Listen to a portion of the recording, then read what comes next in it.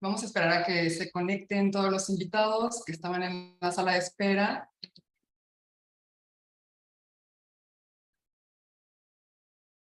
Sí.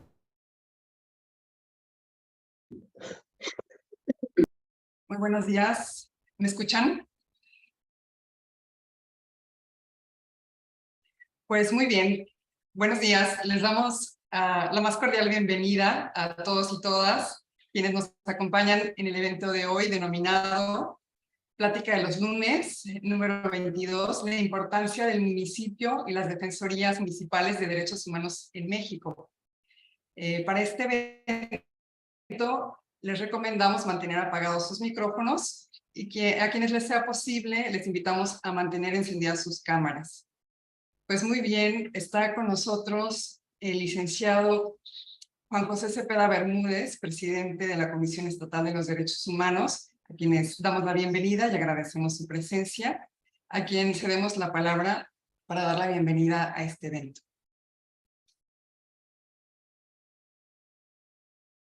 Muchas gracias. Muy buenos días a todas y todos. Sean bienvenidas y bienvenidos a nuestras compañeras y compañeros de la Comisión Estatal, a nuestras amigas y amigos defensores municipales y a quienes nos siguen en las redes. Muchísimas gracias por acompañarnos. Hoy quiero saludar de manera especial y agradecer la participación del doctor Rodrigo Moreno Trujillo, quien es director jurídico de pensiones en el estado de Jalisco, y él pues tendrá a cargo nuestra plática de hoy lunes. Muchas gracias, doctor. Valoro mucho tu generosidad de compartirnos y de estar hoy, y pues el tema de la importancia de las defensorías municipales con un diseño de políticas públicas bien definidas que beneficien a la población, pues se relaciona directamente con el fortalecimiento de la institución municipal como pilar del sistema político administrativo de nuestro país. ¿Sí? Entendemos nosotros que el municipio pues es la figura de organización política que nuestra Constitución Federal y las constituciones de los estados, los locales, identifican como la célula inicial de nuestra organización federalista. ¿Sí? Es la relación más cercana de las que los ciudadanos tienen, es decir, la autoridad más cercana que los ciudadanos tienen, pues es la autoridad municipal. Y bueno, las reformas constitucionales ocurridas en el siglo pasado, algunas otras actuales, ratifican esa voluntad municipalista de nuestra Constitución y de los constituyentes, desde luego. Es uno de los tres órdenes de gobierno que significa, sin lugar a dudas, el interés primordial del pueblo al momento de nombrar sus autoridades. Forma parte de nuestra cultura política y ciudadana.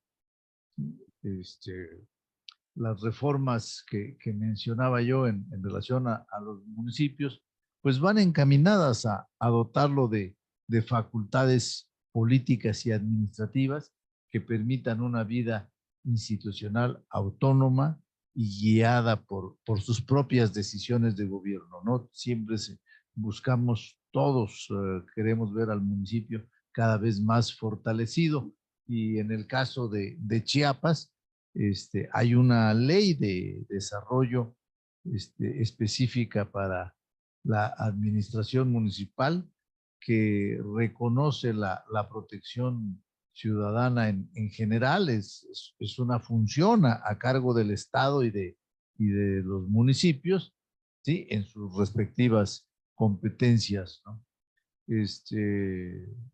entre otras cosas, señala el respeto a los derechos humanos, la perspectiva de género, la prevención de los delitos, la persecución, la sanción de las infracciones, la reinserción social y también no solo en el caso de las a personas mayores de edad, sino también se refiere a los menores de edad, menores infractores, que para nosotros pues es un tema muy sensible, ¿no?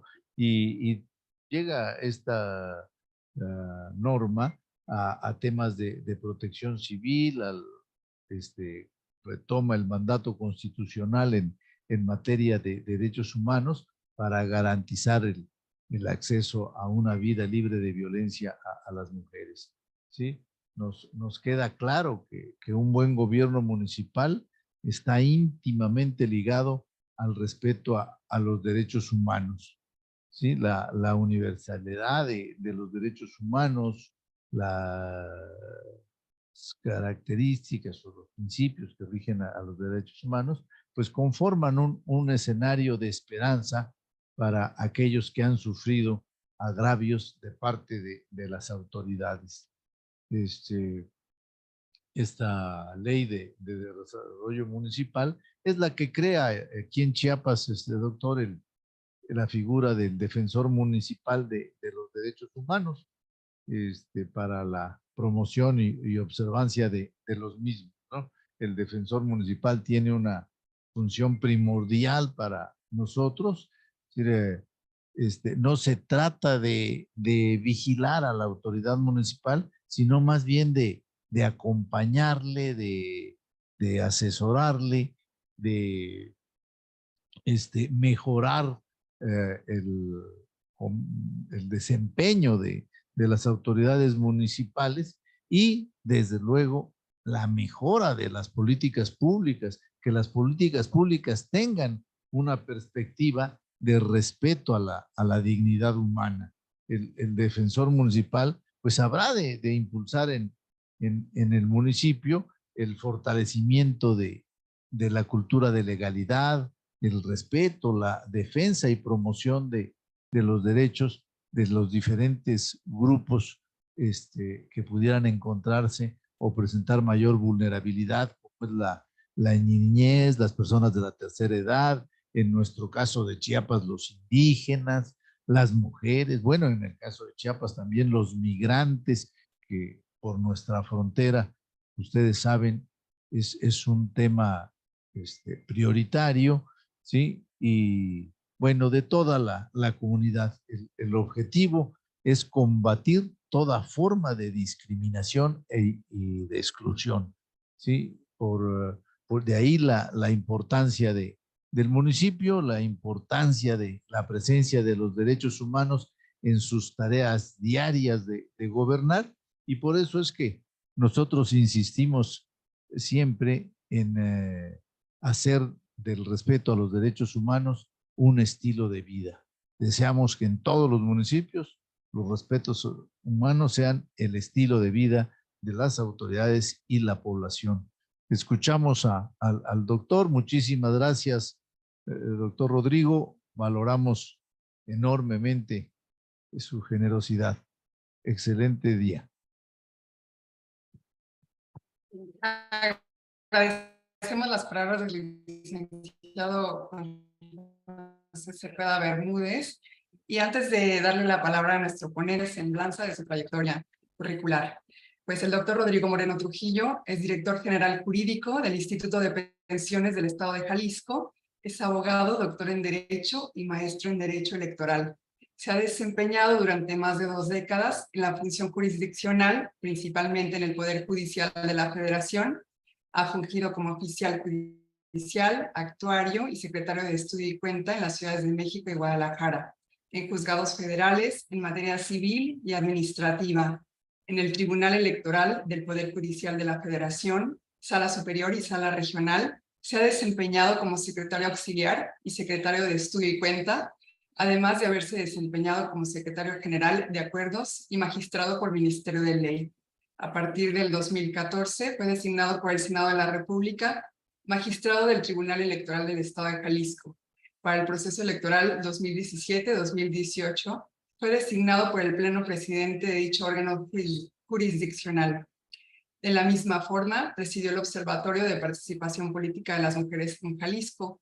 Es autor de diversos libros en materia electoral, publicados por el Senado de la República, así como por la casa editorial española Tirán lo Blanche. Es docente en universidades públicas y privadas, ha impartido diversas conferencias, cursos, seminarios, especialidades y diplomados en universidades nacionales y del extranjero. Actualmente se desempeña como director general jurídico del Instituto de Pensiones del Estado de Jalisco. Pues muchas gracias, doctor Rodrigo, y bienvenido. Adelante. Muchas gracias, presidente don Juan José Cepeda, muchas gracias, directora Sofía Solís. Muchas gracias por su presentación, por sus palabras. Y bueno, para mí, la verdad es que es un honor y un privilegio estar con ustedes en esta Comisión Estatal de los Derechos Humanos de mi estado natal, Chiapas, que sin duda se encarga de velar por los derechos fundamentales de la población en la entidad. Agradezco, como lo he dicho, la gentileza de su presidente, don Juan José Cepeda Bermúdez, quien aparte de ser un destacado funcionario público con un vasto currículum, es un extraordinario ser humano y estos últimos años ha dedicado sus esfuerzos a la salvaguarda de los derechos humanos de todas las personas en sus diferentes vertientes, así como ha realizado un excelente trabajo de capacitación para la comunidad en general con el liderazgo de la maestra Sofía Solís. Desde luego, también saludo con aprecio y respeto a todos y a todas las integrantes de la comisión, y en especial a la Contralora, a la Secretaria Técnica, al Oficial Mayor, a su Directora de Comunicación Social, a su Visitadora General para Atención a las Mujeres, porque los conozco de manera personal desde hace muchos años. Yo soy, como les digo,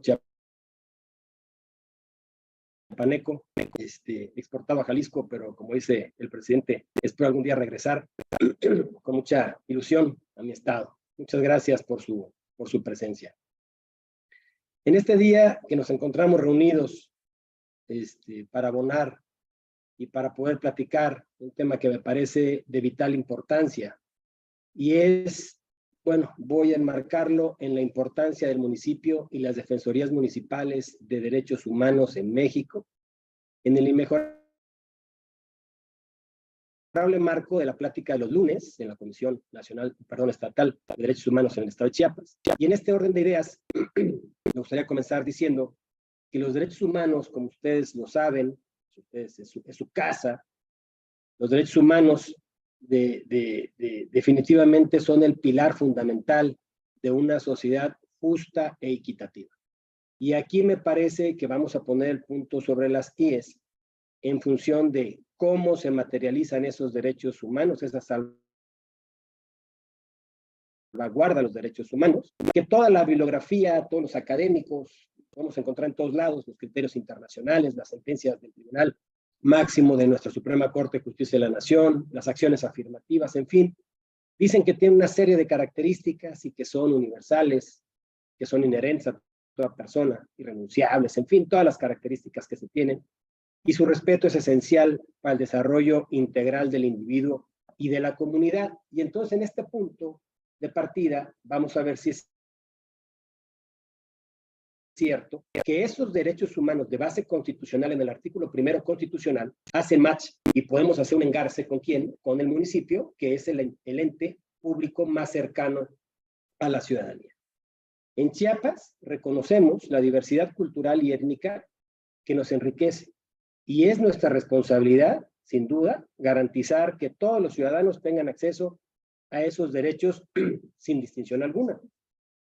Pero aquí la equivocación comienza cuando dicen que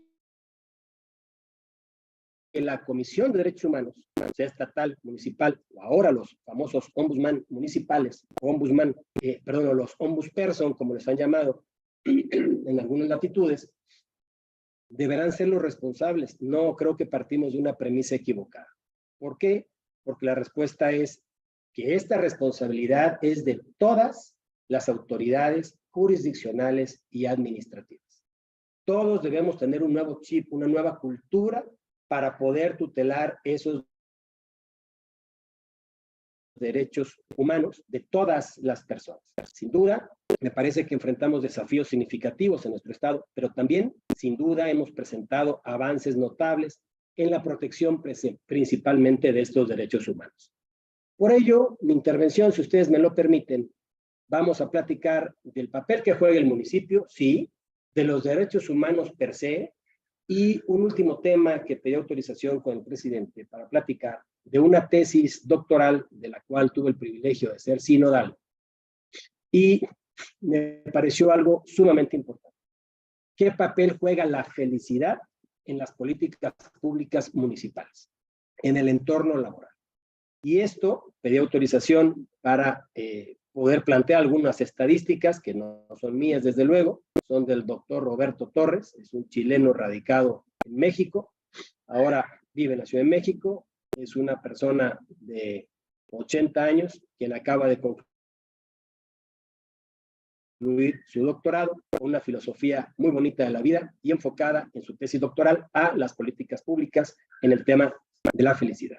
Y con esto, sin duda, lograremos generar un diálogo constructivo que nos permite identificar los desafíos actuales y plantear algunas soluciones efectivas. Y como decimos los chiapanecos, dame el trapito y dame el remedio. Porque si nada más me platicas que todo está mal y que todo hay que lograrlo componer, cuando menos hay que hacer alguna propuesta que podrá estar bien, podrá estar mal. Pero de eso es lo que se trata, ir dando alguna propuesta. Entonces, comenzaré con la parte, si me lo permiten, del municipio. Y sin duda, me parece que para lograr un cambio significativo en este camino, es esencial trabajar de manera colaborativa en este ejercicio y juntos podríamos construir una nueva dinámica, una nueva cultura cuando tengamos conciencia, educación y capacitación sobre el tema de los derechos humanos. En este orden de ideas, me parece importante destacar lo que ustedes conocen, muchos de aquí son abogados, y si no, por cultura general deberán saber que la Constitución de la República, que data de 1917, es la misma que nos rige al día de hoy, 9 títulos, 10 capítulos, 5 subtítulos, 136 artículos, y hay un artículo fundamental que no podemos perder de vista, el artículo primero. El artículo primero hoy en día ha hablado de los derechos humanos, de juzgar con perspectiva de género, de juzgar para todas las personas, de dar el mejor derecho a las personas. Y aquí vamos a ver cómo ha caminado el propio Tribunal Constitucional de nuestro país, la propia Suprema Corte de Justicia de la Nación en cuanto a los criterios, por ejemplo, la contradicción 293/2011, en cuanto limita el ingreso de esos tratados internacionales en materia de derechos humanos, de fuente internacional desde luego, para dar un mejor derecho a nuestro marco constitucional y en respeto a todas las personas. Entonces, me parece que aquí vamos a enclavarnos en primer momento en el artículo 115 de la Constitución Federal, de la Constitución de la República, y el 2 de la Constitución Política del Estado Libre y Soberano. Esta figura, si ustedes me permiten, debe ser entendida como la estructura jurídica política con fines sociales, asentados en una circunscripción geográfica determinada, con personalidad y patrimonio propio. Y aquí agregaríamos un ingrediente, una autoridad que determina, según se establece, una norma fundamental, y es el ayuntamiento. ¿Quién manda en un municipio? No el presidente, es el cabildo, es el ayuntamiento, elegido por presidente o alcalde, síndico y respectivos regidores. Son la máxima autoridad en el ámbito municipal, que tienen capacidad de generar sus propias normativas en su libertad de configuración también, obviamente, como las marca el artículo 115 constitucional, con sus propios reglamentos. Y por su parte, también podríamos ver cómo ha evolucionado. La evolución histórica de este municipio debe afirmarse que la sociedad occidental ha logrado que en el transcurso del tiempo, el propio municipio ha ido formándose de organización política por excelencia, siendo el punto de encuentro para la vida pública comunitaria. ¿Por qué? porque es el ente de gobierno más cercano que tenemos los ciudadanos con la autoridad, con el municipio, con esta estructura de gobierno. Sin embargo, la estabilidad de dicha comunidad siempre ha dependido de buena manera de que el municipio desarrolle adecuadamente su función gubernativa de gestión de servicios. Me parece también, podríamos decir, de administración de recursos, del propio patrimonio, de la hacienda pública, de todos aquellos temas que trae el municipio, lo que impacta definitivamente en el propio tejido social. Si el alumbrado está mal, si el drenaje está mal, si el alcantarillado está mal, si la seguridad está mal, si, en fin, todo esto va a afectar a este propio tejido social del que venimos hablando. Las fuentes hacen referencia al nacimiento del propio municipio como una institución jurídica del año 381 a.C. Y si ustedes me permiten hacer un comercial en este libro que tuve el privilegio de preparárselo a la editorial Tirando Blanco, que habla del municipio, aquí ustedes encontrarán ese dato referencial que dice que el primer municipio que se tiene registro es el municipio de Túsculo, en Roma. Y es en esa época en la que se constituyó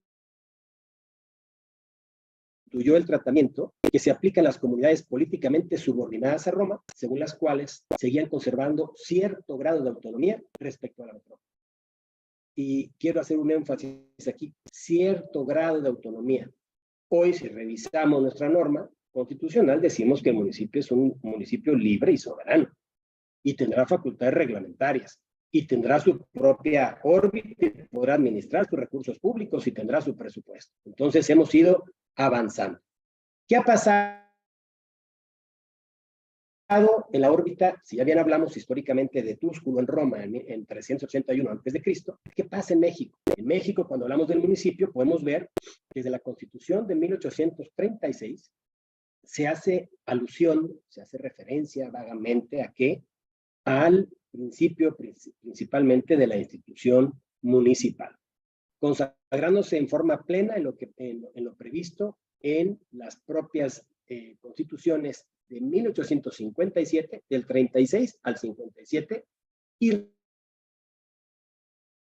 recogido hoy en nuestra Constitución de 1917, que insisto, como todos sabemos, es la Constitución que nos rige, en las que se habla concretamente de qué, del régimen municipal, y por ende de un nuevo orden constitucional cuyo eje central, yo podría decir, se constituía bajo la base de un municipio libre y soberano. ¿Cómo lo enmarcamos? ¿En dónde? En la propia norma constitucional. En la actualidad, ¿qué pasa? Que esta unidad básica a la que denominamos municipio, es un auténtico termómetro de la realidad nacional. Pero también se ha erigido como un verdadero mecanismo para poderla transformar siempre y cuando se tomen en cuenta las estrategias adecuadas para atender las necesidades básicas y aspiracionales de los miembros de la comunidad. Y aquí es donde comenzaba diciéndoles la importancia que me parece, en una opinión muy personal, la generación de las propias políticas públicas de base municipal de cara a los ciudadanos para poder atender esas necesidades y que ese tejido social no se descomponga. Y dentro de estas características esenciales del municipio, que están contempladas expresamente en el artículo, como ya lo dijimos, el 115 de la propia Constitución de la República, está su autonomía y su propia facultad reglamentaria. La autonomía municipal, de la que tanto hablan, incluso hay bibliografía, hay libros que hablan de la propia autonomía municipal, es un rasgo constitucional que define al municipio como un ente público que se administra a sí mismo y que, dada su función como primer contacto con el gobernado, debe, sin duda, revestirse de elementos normativos, funcionales, administrativos, financieros, técnicos. ¿Para qué? Para que al final del camino se dote de viabilidad frente a las atribuciones constitucionales y competenciales que le asigne la propia norma rectora y los criterios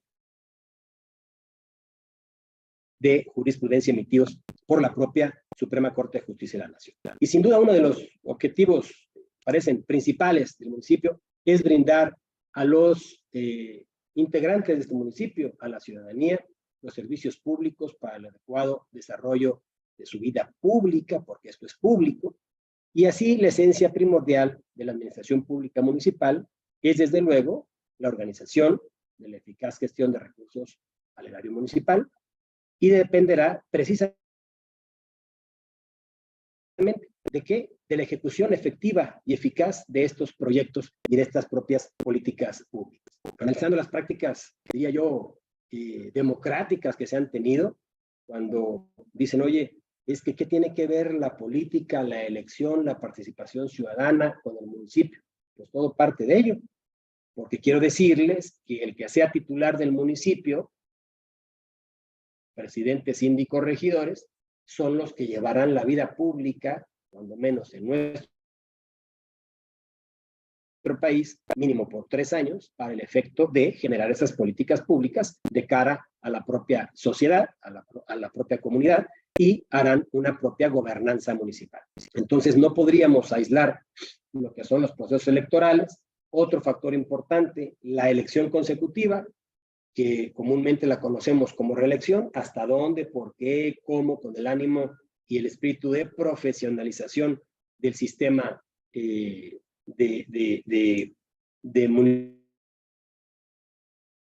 municipal, para poder profesionalizar aún más a los temas del municipio. En la actualidad, ¿qué podríamos decir del diagnóstico en nuestro país? Yo creo que poner sobre la mesa una serie de retos fundamentales, sí, en distintas áreas como son, que todos sabemos, la seguridad pública, el alumbrado, la seguridad en todos sus sentidos, desde la policía hasta los asaltos, los robos, el drenaje y todo lo que se requiere. Sin embargo, me parece también que los académicos establecen que todas las soluciones posibles tienen que ver con un relanzamiento del municipio. ¿Y por qué? Porque desde un punto de vista personal, me parece que podría apuntar a que el municipio es la piedra de toque para la gobernabilidad y la democracia mexicana del siglo XXI. Y como ustedes saben, en México tenemos más o menos 2.500 municipios, cerrando números tenemos 2.500 municipios. La identificación del ciudadano con sus autoridades municipales tiene mucho mayor implicación con el resto de niveles de gobierno por la cultura política mexicana. Como lo decíamos hace un momento, con el acercamiento físico que se tiene con estos servicios. ¿Quién no paga el predial? ¿Quién no va a quejarse por el agua? ¿Quién no paga quién no reclama un tema de bacheo con el municipio? Es el ente, por eso digo que es el ente más cercano que tenemos con el gobierno. Estoy cierto, también quiero decir que la realidad de los municipios es particular en cada caso y dependiendo, yo diría, por ejemplo, en Jalisco tenemos una zona metropolitana, Guadalajara, Tlajomulco, Tlaquepaque, Tonalá, El Salto. Es una zona metropolitana que juega un papel diverso a otro tipo de municipios más lejanos de la propia capital, que en el caso de Guadalajara es una zona metropolitana, como le llamamos. Y sí, hay que ver si son municipios metropolitanos, si son municipios urbanos, si son municipios semiurbanos o rurales. Y podemos ver, ir de lo particular a lo general, ver en un estado las asimetrías que hay en municipios, veamos las asimetrías nacionales que existen entre un municipio, por ejemplo, del norte del país, con un municipio, digamos, del sur del país. Entonces, me parece que no, las políticas públicas, desde luego, no podrían ser de manera aislada para todos y decir que las políticas públicas, perdón, de manera generalizada para todos, y decir que la misma política pública que opera o puede operar en un espacio territorial tendría que operar en otro. ¿Por qué? Porque es un mosaico de necesidades en todo el país. Entonces, me parece claro también que es de importancia relevante tener presente que abonar estas particularidades a partir de un sentido jurídico debe atender criterios que delimiten sus facultades frente al gobernado y frente a autoridades y poderes. ¿Hasta dónde puede el municipio? Voy a crear políticas públicas, pero no debo de chocar con la esfera estatal, con la esfera del legislador o la esfera del ejecutivo para no, en este caso, generarlas inconstitucionales. Y bajo esta óptica, me parece que es imperativo destacar el criterio o los criterios que han señalado la Suprema Corte de Justicia de la Nación en cuanto a los límites reglamentarios y facultades que tiene el municipio de cara a los demás órganos y entes de gobierno del ámbito jurídico. Entonces, ahora me parece que podríamos ir avanzando en un poco más del tema central de la plática, que no nos debe pasar inadvertido el rol que juega en la actualidad la elección de los municipios. ¿Qué es la elección de los municipios? Perdón, de los municipios, de los presidentes municipales, de estos cabildos que tenemos cada 3 y 6 años. Me parece que es la legitimidad democrática y constitucional como factor fundamental, ¿para qué? Para la toma de decisiones, como ya lo decíamos hace un rato. ¿Y esto cuándo nace? ¿O cuándo se empieza a ver a la luz? Se empieza a ver en 2014, que permiten las elecciones consecutivas de alcaldes, y nada más les hago un paréntesis. Las elecciones, todos los cargos electorales aceptan una elección consecutiva, mejor dicho, una reelección, en el argot coloquial, salvo el presidente, hasta el día de hoy, el presidente de la República, el gobernador y el jefe de la Ciudad de México. Ellos no se pueden reelegir. Todos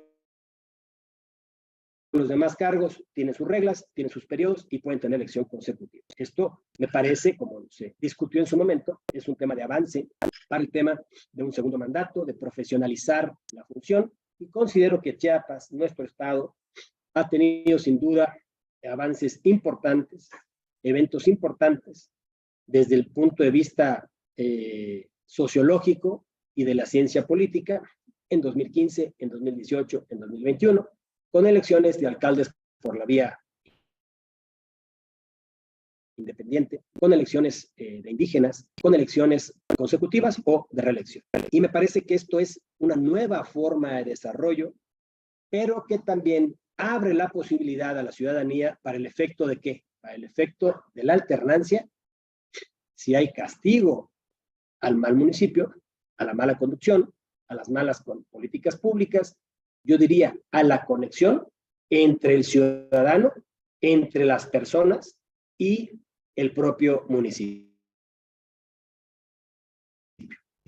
Me parece que no sobra precisar que la presentación de dichos servicios públicos, o la prestación, mejor dicho, de los servicios públicos, adquiere una connotación especial, tratándose, como ya lo había dicho, de zonas metropolitanas, donde se necesitarían, sin duda, estrategias técnicas, estrategias especializadas por esa misma asimetría. Y no lo podemos perder de vista. No podríamos hacer, como decía, políticas públicas en general para todos y cada uno de los municipios, que estaríamos, desde un modesto punto de vista, en un error. También me parece que la cuestión de la gobernanza, basada en una reelección, entre la comunidad y el ayuntamiento, en donde existe una comunicación más estrecha para la toma de las decisiones, y aquí viene el punto clave. Aquí me parece que es el quid del asunto. ¿Qué papel juegan? Ojo, las tecnologías de la información. Vean en dónde estamos parados hoy en día. Hoy tengo el privilegio de hacer un acercamiento con ustedes, de poder exponer un poco de estos temas, de tener una retroalimentación con ustedes, y estamos utilizando las tecnologías de la información. Ojo, ¿dónde está el tema del marco jurídico en materia de participación ciudadana? Y enclavado fundamentalmente y respaldado, cobijado, diría yo, fundamentalmente ¿con qué? Con el tema del respeto en todo momento de los famosos derechos humanos.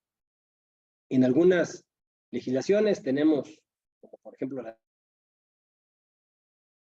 de Chiapas, el gobierno abierto, la iniciativa popular municipal, el presupuesto participativo. En otras se tiene lo que es el plebiscito, el referéndum, el mandato, el tema de la audiencia pública, el de la consulta popular. Ya tuvimos algunos ejercicios en este gobierno, en esta administración pública federal, las famosas consultas populares. que abren la posibilidad. Pero volvemos al tema. Necesitamos tener, desde luego, el respeto al marco de los derechos humanos en todas sus vertientes. Niñas, niños, adolescentes, mujeres, personas en situación de calle, mujeres, personas con discapacidad, todas las personas, y si comunidad de la LGTB, U+, y todo lo que ello implique, no podemos dejar a nadie fuera de esta protección constitucional, este manto protector de los derechos humanos. Por eso los felicito por el gran trabajo que hacen a todos los integrantes de esta comisión, bajo el liderazgo y dirección de su presidente, don Juan José Cepeda Bermúdez. Me parece un trabajo titánico, un trabajo inacabado. Ahí veía en alguna ocasión el número de quejas que habían en la Comisión Nacional de los Derechos Humanos, y es un tema, es impresionante el gran cúmulo de trabajo que se tiene, cuántas asignadas, cuántas concluidas, cuántas resueltas, cuántas recomendaciones. Es un trabajo inacabado al que creo que todas las personas tenemos que tener conciencia y conocimiento de lo que es la función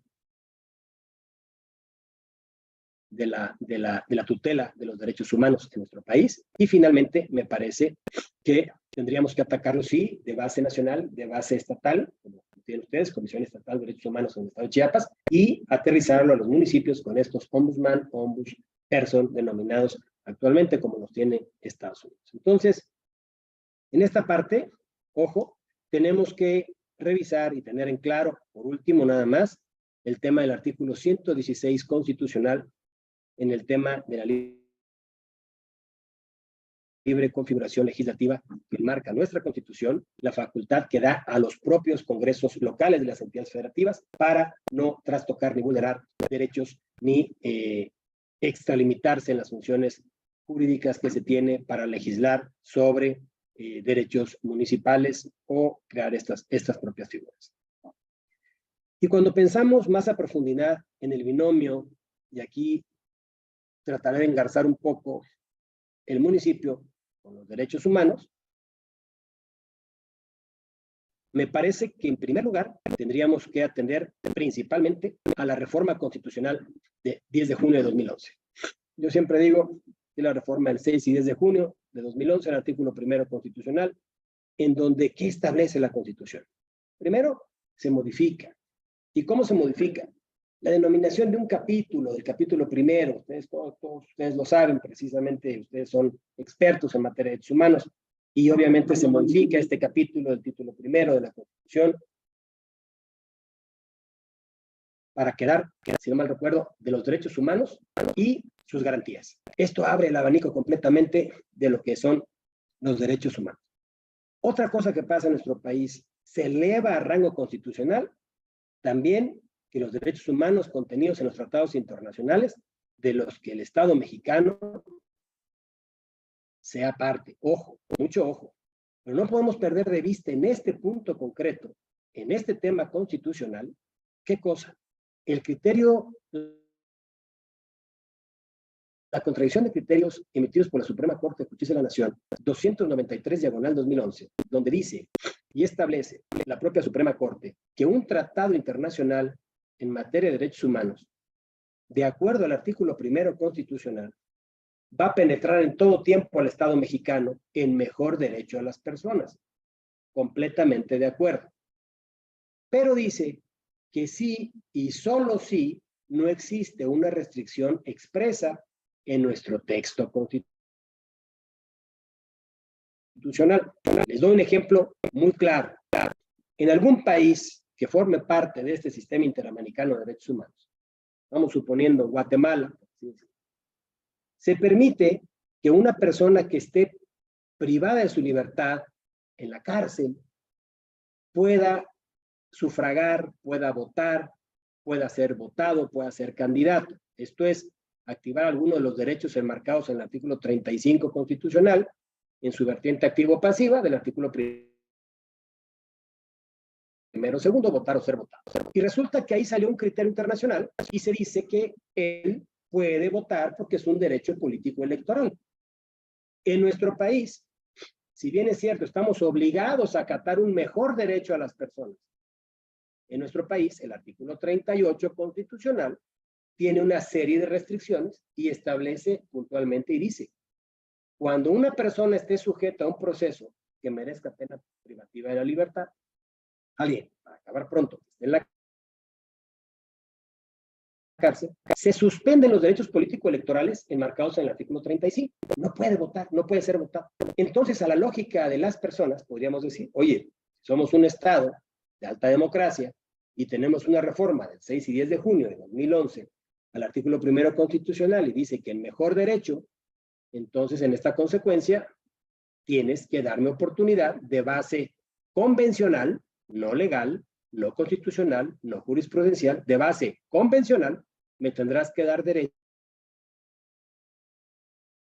a poder votar. No se puede. ¿Por qué no se puede? Porque la contradicción de criterios 293, diagonal 2011, establece que cuando nuestra Constitución de la República contemple una restricción en específico, no penetra el tratado internacional al Estado mexicano, aún sea el mejor derecho de las personas.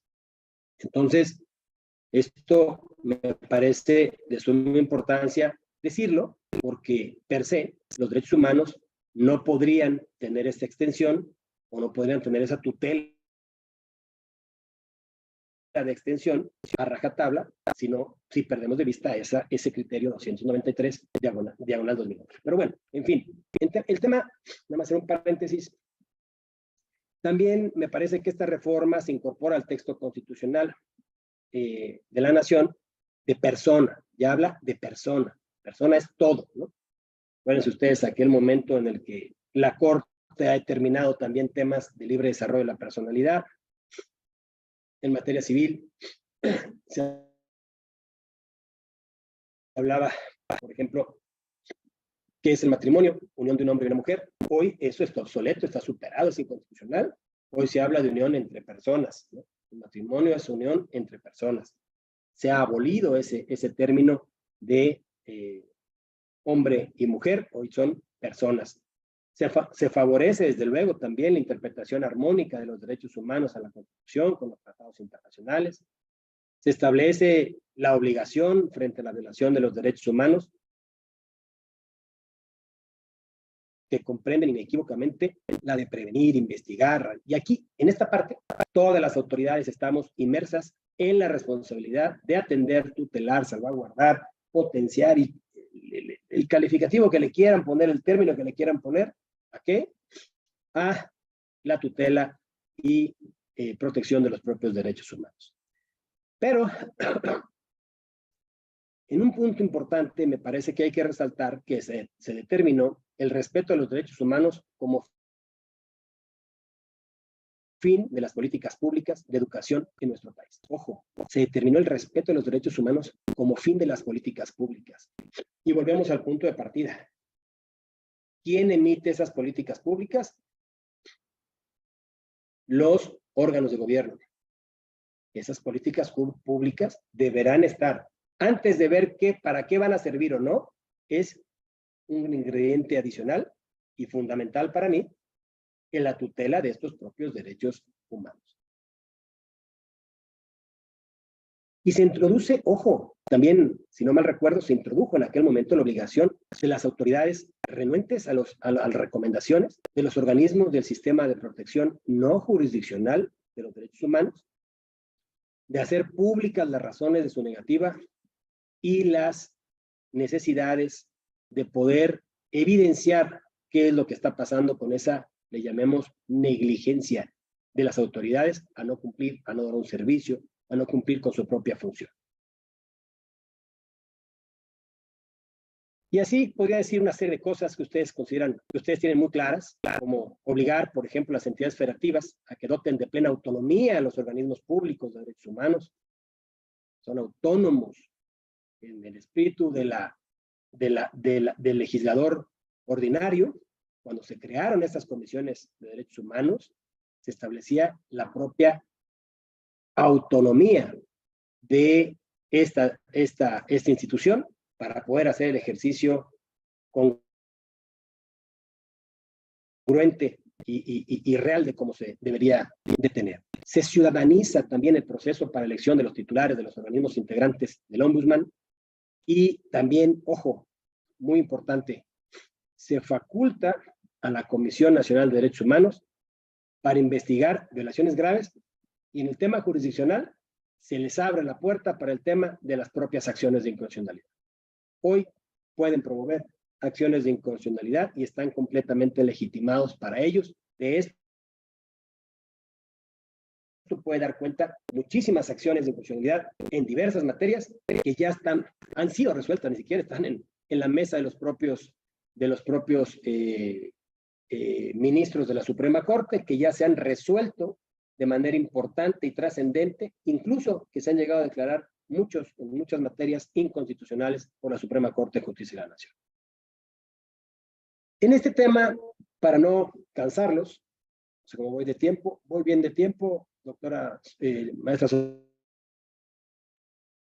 doctor, le quedan como 5 minutos. Si gusta ir cerrando el tema. Perfecto, me voy a apresurar un poco. Y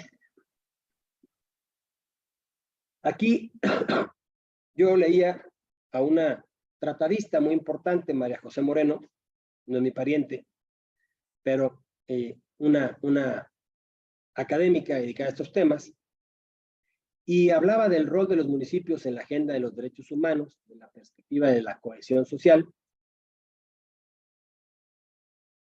de la dirección de descentralización, y ya proponía 3 acciones: incluir a los municipios en el debate de los derechos humanos, fundamental; impulsar una campaña nacional de capacitación, lo que ustedes muy bien hacen, parece que hay que engarzarla ahí con los municipios; y armonizar finalmente el sistema de procuración e impartición de justicia con la federación, con las entidades y con los propios municipios.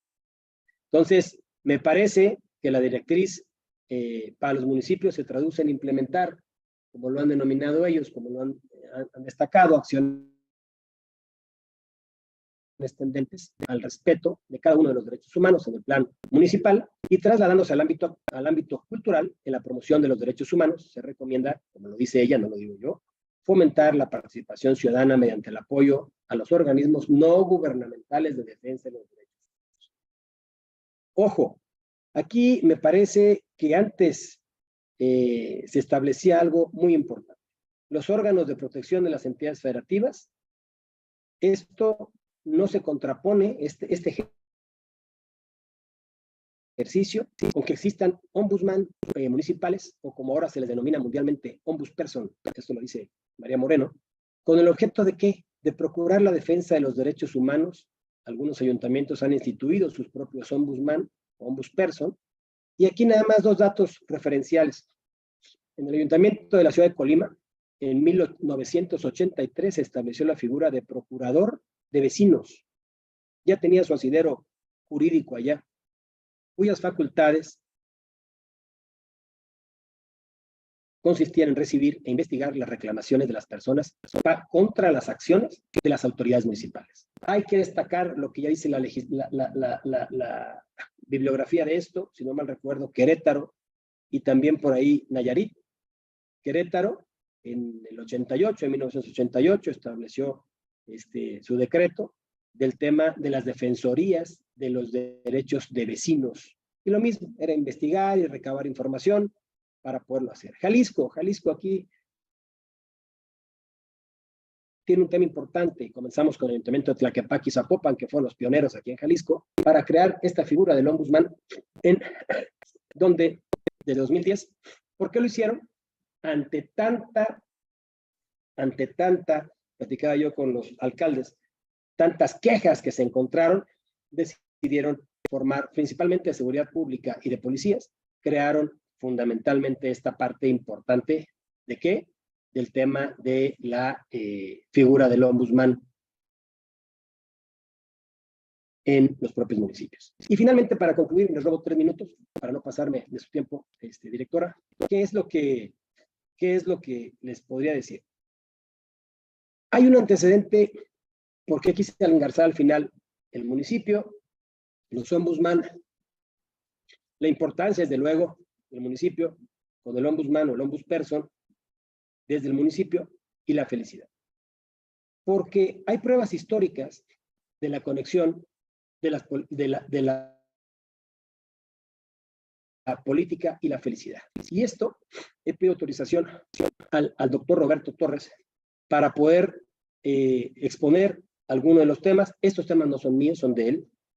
Me los platicó en algún momento, insisto, fui su sinodal de tesis doctoral y se me hizo un trabajo excepcional, muy importante, que creo que tenemos que tener en cuenta todos. Y él habla del primer antecedente histórico entre política y felicidad. ¿Quién lo plasmó? ¿Quién me podría decir de la audiencia quién plasmó uno de los primeros antecedentes históricos entre política y felicidad? ¿Alguien lo tiene claro por ahí?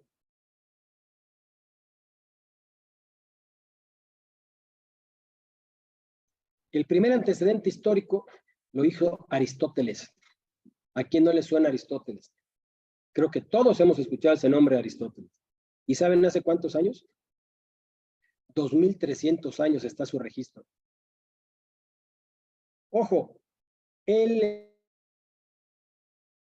establecía en un apartado: la ciencia dominante que estudia el bien superior es la ciencia política. En ese sentido, se debe tener presente, él decía, que el bien superior es el nombre que le da Aristóteles a la felicidad. ¿A qué va?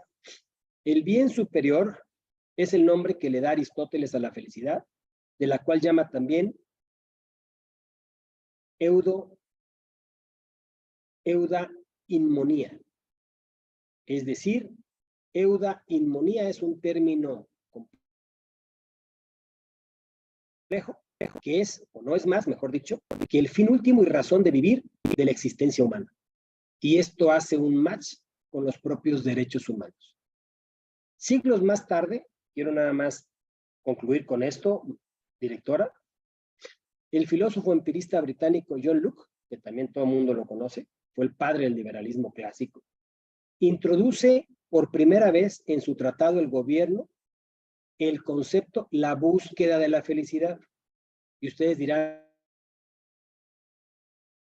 qué locura la felicidad, ¿qué tiene que ver con los derechos humanos, con las políticas públicas y con el municipio? Ojo, un siglo más tarde, Thomas Jefferson, también conocido por todos ustedes, influido por Aristóteles y John Locke, introduce el concepto de la búsqueda de la felicidad, literal, así se llama, búsqueda de la felicidad, como el objetivo del gobierno en el párrafo número 2 de la Declaración de Independencia de Estados Unidos de Norteamérica, el 4 de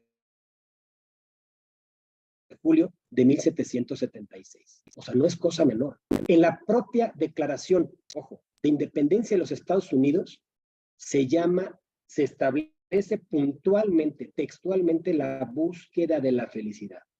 Y esto está desde 1776.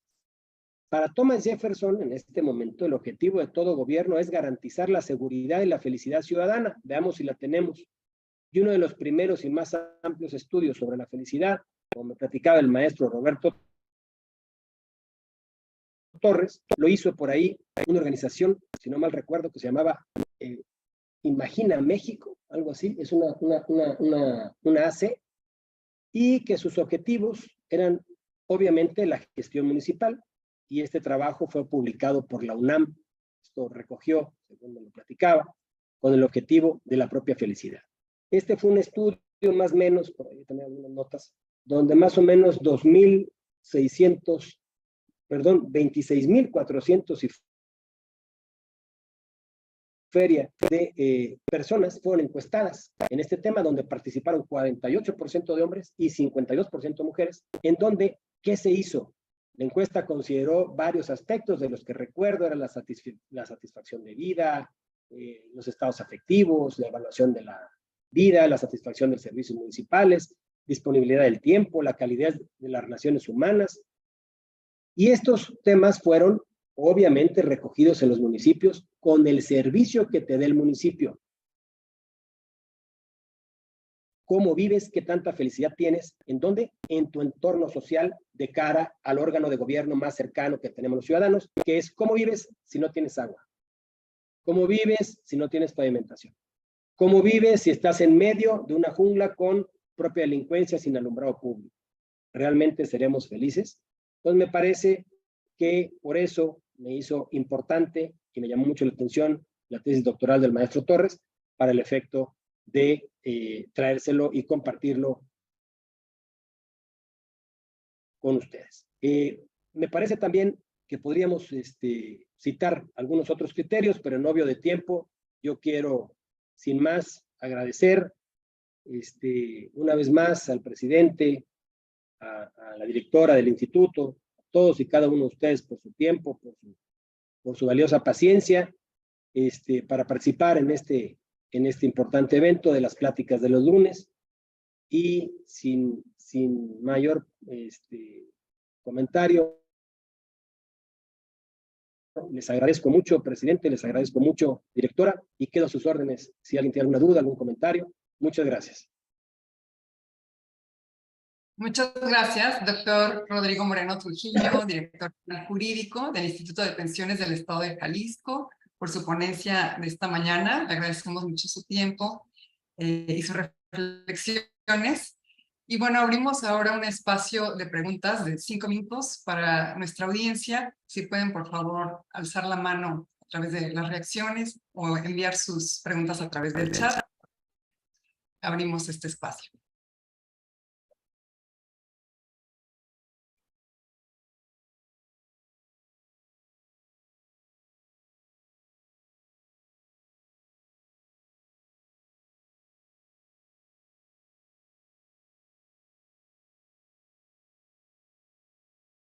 ¿Alguien tiene algún comentario?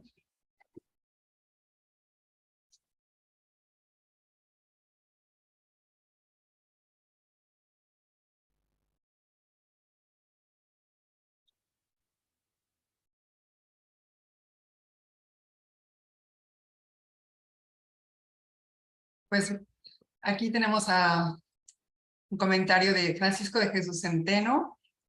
Excelente ponencia, maestro. Felicitaciones. Muchas gracias. Muy interesante las reflexiones que realizó al final sobre ciencias políticas y felicidad.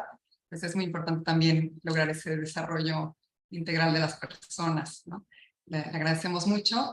Y bueno, entonces, si no hubiera más preguntas o comentarios, le vamos a pedir al licenciado Juan José Cepeda Bermúdez, presidente de esta comisión, nos haga favor de entregar un reconocimiento a nuestro ponente de hoy.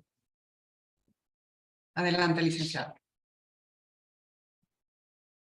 Muchas gracias, maestra Sofía. Bueno, en primer lugar, reiterar nuestro agradecimiento al doctor Rodrigo Moreno Trujillo, quien, como ustedes ya escucharon en la presentación de su hoja de vida, es un chiapaneco distinguido con una gran carrera jurídica que nos enorgullece a los chiapanecos que tengamos paisanos exitosos.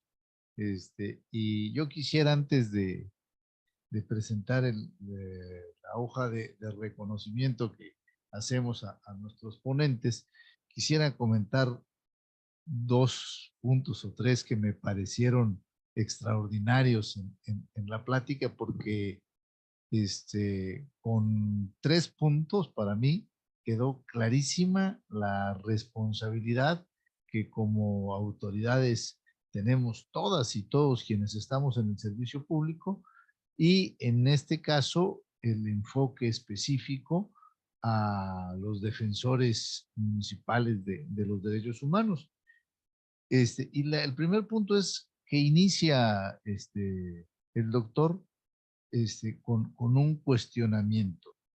¿Cómo se materializan los derechos humanos? Nos pregunta, y nos da todos los fundamentos jurídicos, cómo se han venido dando las reformas, y nos queda clarísimo que jurídicamente alcanzan la más alta prioridad los derechos humanos, pero ¿cómo se materializan? No sé, ¿cómo lo hacemos? Y entonces nos dice, aquí cabe la tesis del doctor Roberto Torres, la tesis doctoral, en donde dice qué papel juega la felicidad en las políticas públicas. ¿Qué hacen las políticas públicas municipales por brindar la felicidad a la ciudadanía.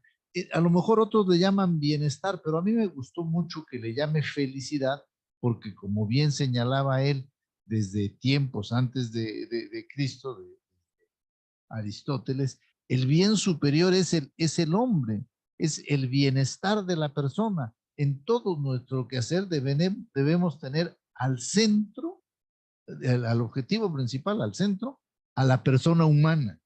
Ese es el reto, la felicidad de la persona humana, y los municipios, a través de los servicios públicos y de toda la tarea que tiene, ¿sí? Está llamado a enfocarla en ese sentido, ¿sí? Y no son solo las normas, porque como él refirió, el otro punto, él refirió un dicho chiapaneco que también me gusta mucho. Está bien en las normas, está bien el remedio, está identificado, pero pues falta el trapito, ¿sí? Y el trapito. Entonces, el remedio y el trapito. ¿Cómo materializamos los derechos humanos? Y es pues a través de las políticas públicas desde el municipio, desde la autoridad más cercana a la población, permitiendo la participación ciudadana, como bien lo señaló, y con el compromiso de mantener al centro, ¿sí?, la búsqueda de la felicidad de la persona, que al tenerlo al centro, estamos atendiendo a la dignidad de los seres humanos, a la dignidad de la persona, que es nuestro trabajo como defensores de los derechos humanos. Muchísimas gracias, doctor, por la exposición, la verdad muy clara. Nos interpela, nos cuestiona qué estamos haciendo para materializar los derechos humanos y cambiar esa cultura que él señalaba. Muchísimas gracias, doctor. Y ahora sí le pido a la maestra Sofía que nos haga favor de poner en la pantalla un reconocimiento que habremos de hacerle llegar físicamente.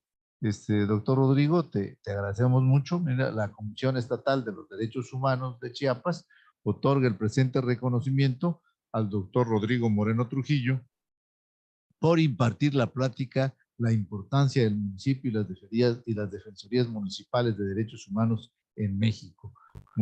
Suscrito por tu servidor, doctor, pero yo estoy seguro que todos quienes te escucharon hoy avalan este reconocimiento. Estoy seguro que se da en representación de todas y todos quienes tuvimos el privilegio de escucharte, y no quiero despedirme sin antes reiterarte la invitación para que pronto tengamos una plática presencial, una conferencia. Esto de la pandemia, pues, nos trajo a la vista más a las tecnologías de la información para hacer estos eventos de manera virtual, pero siempre será un placer recibirte y que sepas que en Chiapas la Comisión Estatal de Derechos Humanos es tu casa.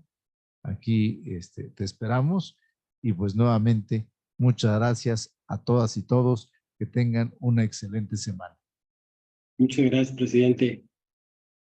Muchas gracias. Pues la Comisión Estatal de Derechos Humanos, Sofía, comprometida con la promoción, estudio y divulgación de los derechos humanos a través del Instituto de Investigación y Capacitación en Derechos Humanos.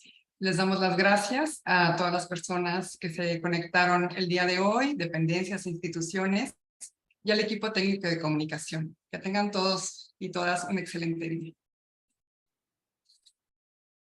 Hasta la próxima.